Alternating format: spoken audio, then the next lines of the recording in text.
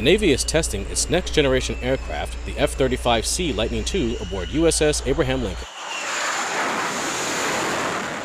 One of the very fundamental tests for these pilots is simply landing and stopping on the deck of this floating city, and as research has shown, it's not always an easy thing to do. I had heard stories that during Vietnam they hooked a bunch of stress sensors up to aviators and sent them out into combat, and they're checking like respiration, pulse rate, blood pressure, sweating, things of that nature.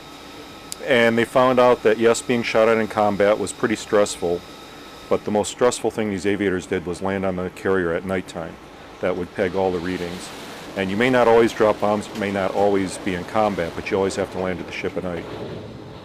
So to help the pilots, the Navy implemented various electronic systems such as radar to assist them in landing.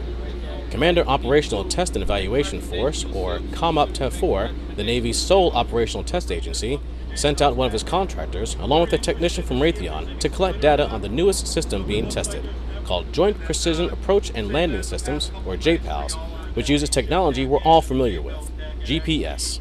There's 5 sensors spread throughout the ship that collect GPS data.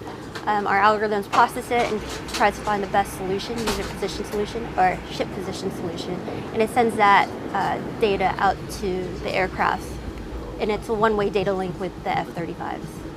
The theory behind JPALS is through the use of GPS, the plane will receive a more accurate position of the ship upon approach.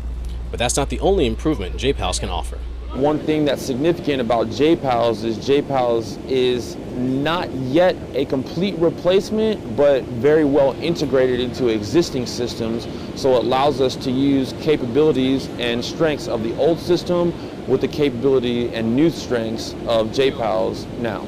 USS Abraham Lincoln is currently the only aircraft carrier with JPALS installed into their landing system, and is currently underway conducting carrier qualifications with not only the F-35s, but with FA-18 Super Hornets as well. Well, it works out nicely as that F-35 is also out here doing their own testing. And the results from both the JPALS test and the F-35 test goes through COMOPTEVFOR, then from our Admiral at COMOPTEVFOR on up to the Chief of Naval Operations, and they'll make the decision based on the test results as to whether or not they want to continue purchasing and using the systems.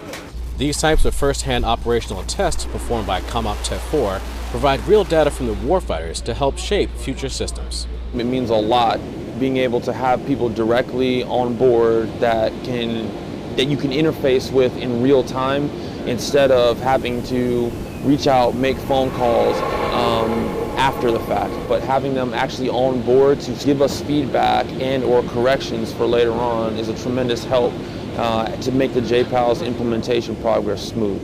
Petty Officer Brian M. Brooks, USS Abraham Lincoln.